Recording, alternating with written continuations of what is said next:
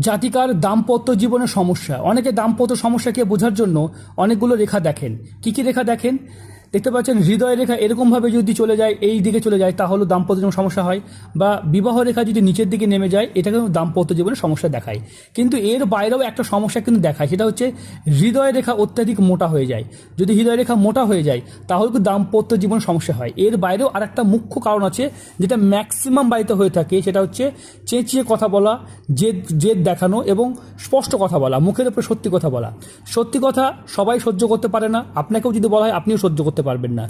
তাই যারা মনে করে আমি স্পষ্ট বক্তা, মুখের উপরে বলতে ভালোবাসি, আমি তো এরকম, আমি তো সত্যিই বলতে পছন্দ করি, এই ধরনের জাতিকাদের বা জাতকদের কখনোই দাম্পত্য জীবন ভালো হবে না।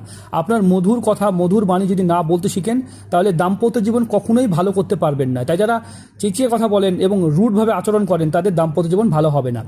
এই ধরনের ভিডিও চাইলে চ্যানেলটাকে সাবস্ক্রাইব করুন।